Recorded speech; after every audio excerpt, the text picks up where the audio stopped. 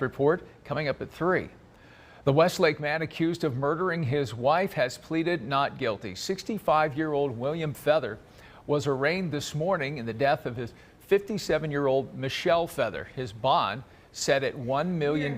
His first pretrial scheduled for September 1st. Police say Feather gave contradictory accounts of what happened the morning Michelle died and had been arrested for domestic violence against her just 6 months earlier than her death.